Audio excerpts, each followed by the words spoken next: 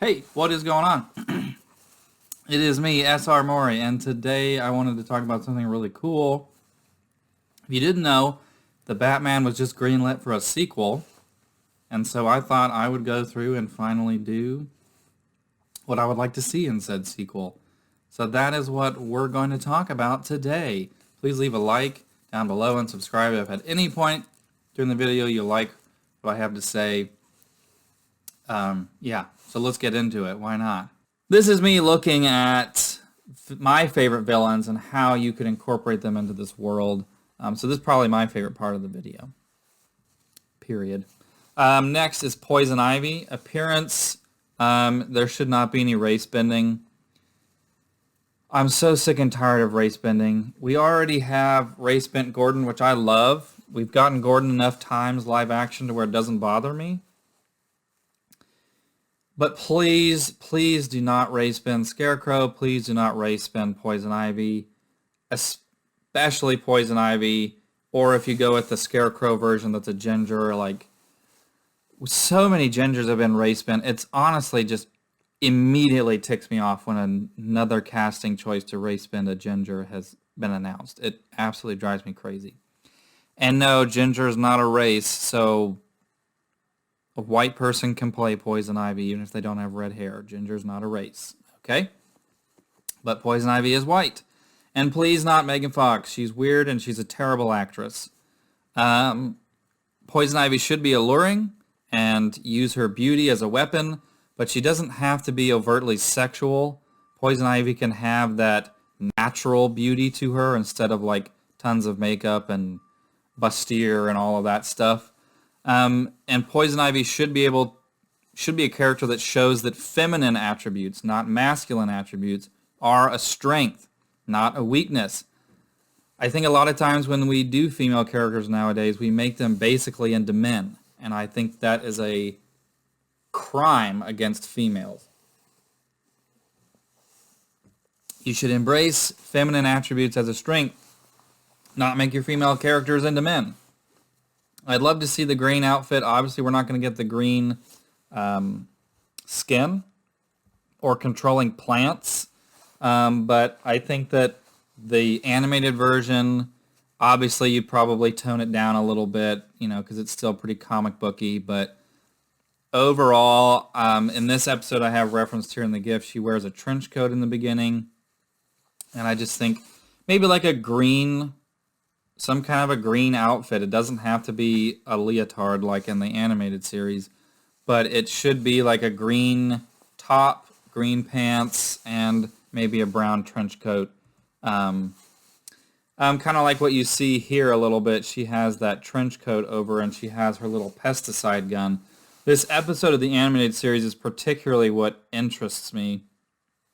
The top left one's a different episode, but the other two images come from this episode where she has this fake salon where she leads these wealthy people and ends up turning them into trees, which you can see in this GIF here. And I'm not saying that we're going to do that story, but we can take elements from it to make a more grounded Poison Ivy that can work for this world.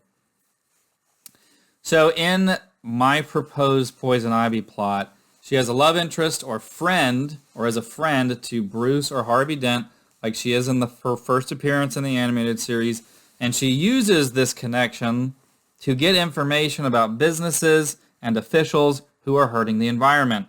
So if she's with Harvey Dent, she is using him for information, going to balls and galas to get information about about what wealthy people and political figures are doing to harm the environment, because that's what Poison Ivy is. She should use her beauty to allure victims, kind of like how Scarecrow would use the drop trade to lure in his victims. Poison Ivy should use her beauty and seductiveness without being too sexual, for PG-13, to lure in her victims. She should then kill these high-up executives or politicians using pesticides or some other plant-related toxin. Honestly, I just really love the visual of Poison Ivy in the trench coat with the little pesticide gun. I think that's so cool. I'd love to see a version of Poison Ivy live action like that. And the end of the movie, like her end game, is she's trying to off Bruce Wayne or Harvey Dent or both because of their environmental impact, right? I think that's probably the best way that you could do Poison Ivy in this world. Fan casts that I've seen, honestly, my choice is Anna Taylor-Joy. Yeah, I think that's how you say her name.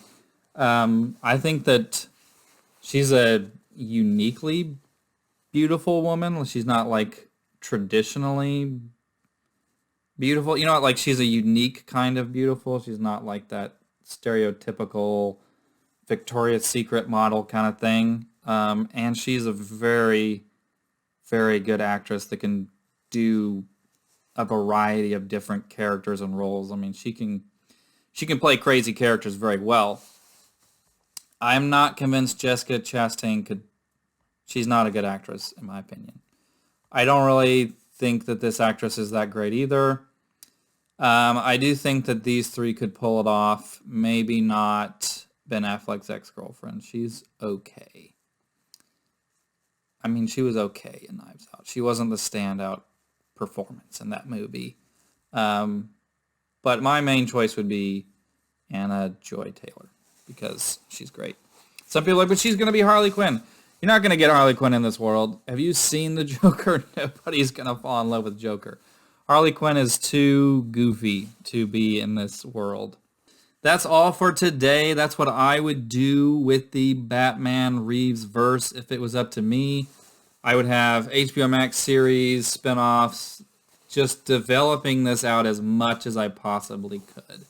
Have a great week and peace out.